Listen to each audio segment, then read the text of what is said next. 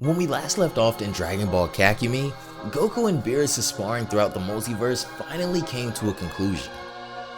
Pushed far past limits he ever even knew he had, Goku's Ultra Instinct had evolved far past anything we'd seen before, as his final clash with Beerus ended before it even started, with him once again collapsing from exhaustion and pain. After he's healed, Goku and Whis begin to chat as it's time for Goku to be taken back to Earth, telling Whis that besides continuing to try and master this power, he should probably in fact go back into his wife and children. As they begin to travel back to the Earth, Goku asks what Whis will do now that their training is concluded for the time being. Whis simply states that he has to check on something, which piques Goku's interest as he asks what could possibly be worrying someone like Whis. Whis tells him that recently he's felt a disturbance, a presence that wasn't there before, and it kinda concerns him. This is when Goku gets extremely serious as he tells Whis to let him handle whatever it is, but Whis refuses at first, of course. After showing Whis how serious he is about helping him and making sure there is no threat in this universe, Whis agrees. However, he tells Goku that at this moment in time he isn't able to come with him as the Grand Priest has just summoned him. Goku assures him that whatever it is, he'll handle it, and the two change course, headed for the site of this strange disturbance that's been troubling Whis. Moments later, after Whis arrives at his destination, at the palace of the Grand Priest, a meeting is being held amongst the angels. With everyone now here, this is when the Grand Priest begins to tell his children of a troubling secret he's kept from them for so long. He explains that due to Android 17's wish, previously exterminated universes were revived due to the power of the Super Dragon Balls after the Tournament of Power. This, however, would have cataclysmic ramifications on the rest of the multiverse, as this also unsealed an 8th universe, a universe the Grand Priest never mentioned and kept the angels in the dark about. This was Universe 19, also known as Universe 0. As whispers of disappointment and shock fill the room, the Grand Priest tells them that he honestly had no choice but to keep this information to himself, due to the wrath that may be brought down by the Omni Kings. But a feminine voice silences the room as they all turn around in shock. As a woman begins to walk through the sanctuary, the Grand Priest looks as if he's seen a ghost, as I've never seen fear on his face like this before. "Kneel down, you fools," the woman says as she walks through them all, not only heavily resembling all of the angels, but also wearing similar clothing as well. "The one you all refer to as father," she says, "is nothing more than a coward, afraid to face his past actions." "I never abandoned you all," the woman says as she continues to approach the Grand Priest. "Let me tell you about this imposter's past." As this mysterious woman shrouds the Grand Priest's palace in a cold presence. In this video, the lore of the God Realm will expand in a truly exciting way. If you guys want to check out Dragon Ball Kakumi for yourselves, which you honestly have to, guys, like seriously, the link to the website as well as Renko DBK's Twitter will be linked down below in the description box, so be sure to go check it out and also give Renko a follow. Their work is freaking amazing, as you guys can see. Don't forget to have those notifications turned on to never miss an upload as soon as they go live, and if you haven't already, consider leaving a like on this video as well. It really helps out a ton, guys. Be sure to follow on both Twitch and Twitter to stay up with me and all Dragon Ball related content, but without further ado,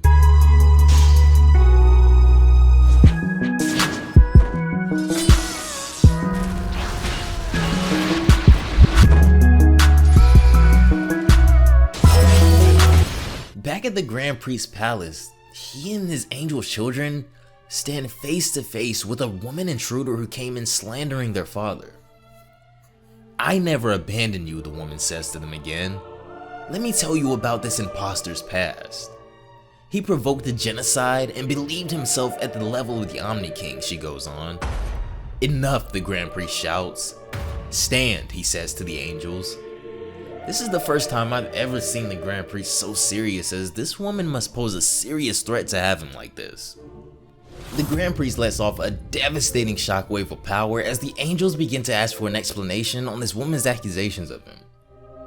Who is this angel-looking woman, Whis says. She is indeed an angel, the Grand Priest admits. Moreover, she's your mother.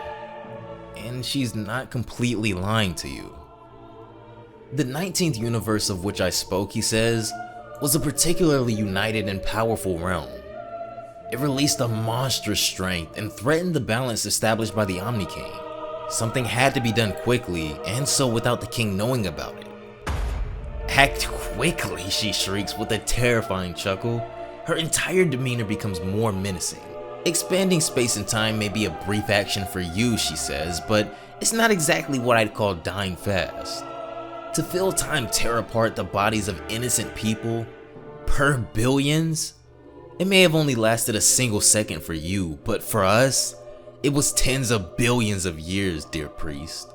As I did not have the power of the kings, I have, as I said, not found another alternative, the Grand Priest admits. This sends a shock throughout the angels, hearing their father admit to this, but they must remain neutral at all costs. Do you hear that? The woman says. Your father found it wiser to cover up his barbaric act than to simply be honest with the king. But don't blame the Grand Priest, she says. None of this is his fault, nor that of the Omni King. All across the multiverse, the gods begin to recognize a familiar but mysterious presence in the upper realm, as numerous forces can now be felt in the palace that weren't exposed prior. What we really blame is the system they set up that forced your father to act. This is when numerous beings start to descend in the Grand Priest's palace, but not just any beings. In the next panel, what we see next is what can only be explained as a true dissension in the darkness, as numerous angels show themselves for the very first time. Oh, what irony. It's very funny, they begin. What a strange feeling returning to this place, another one says. They are gods and angels of the destroyed universe, as Whis says, as they all look on in awe. Still sharp as a tack, Whis, one of his distant brothers says to him. Hope you didn't miss us all too much. Behave yourselves and bow down.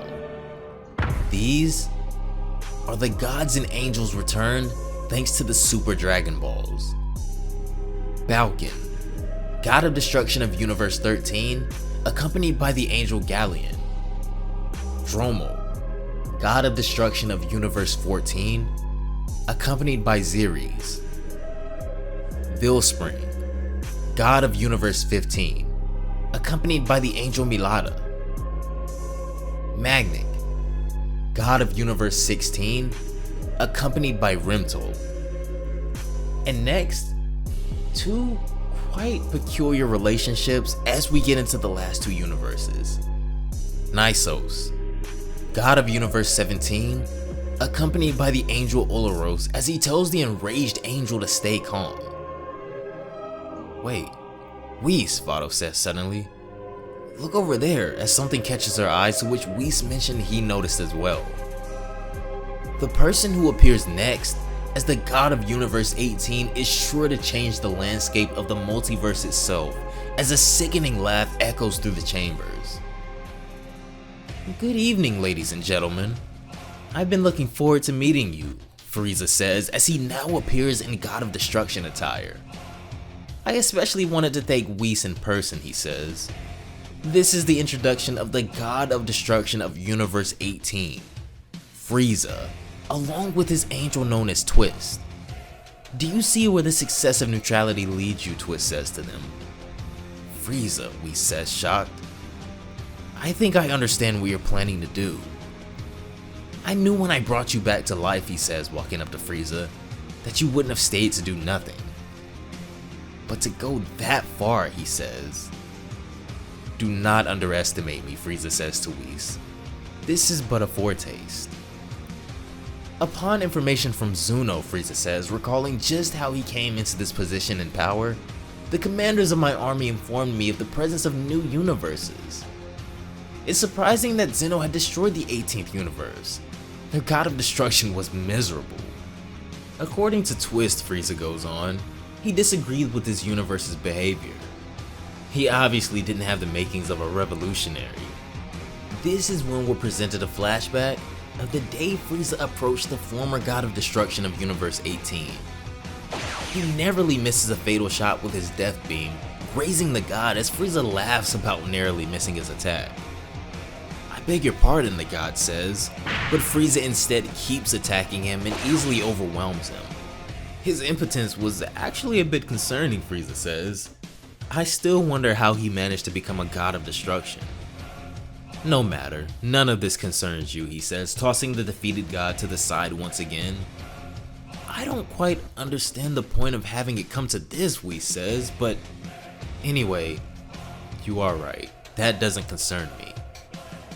"Do you regret my resurrection now?" Frieza asks him, smirking, but Whis calmly tells him that Frieza has no idea of where he steps now. "Well, it is all to your credit to take this risk," Frieza says to him. "However, would you please tell me where Son Goku is?" "Son Goku?" the Grand Priest says, surprised. "What does he have to do with him?" "Father," Whis says quickly, "I spotted the location of Universe 0 just before you summoned me. I agreed to let him scout it, but I lost contact and he's not using the button I gave him. I can't reach him or distinguish his presence in that condensed aura that forms in Universe 0. "Are you talking about the mortal who came in screaming like a donkey right in our headquarters?" Nisus says. "Don't worry, we welcome him as it should be." Why are they keeping Son Goku in prison, the Grand Priest thinks to himself. Our power is far beyond his. He doesn't pose a threat to them. Does he have some sort of sensitive information? "Don't be ignorant," she hisses. "You know exactly why we use him." In the next panel, we see Goku shackled and in prison, God only knows where, as it looks like he's not only been bound and beaten, but possibly tortured as well. "You cowards," Goku screams. "Get back here!" "What do you want from me?" he yells, but his voice falls on no ears besides his own, as he apologizes to Whis for failing him. But for Goku, the worst is yet to come, as a full-scale multiversal war seems to be in the making, as he's nowhere to be found. And without him, the casualties and the devastation in the near future will be unfathomable.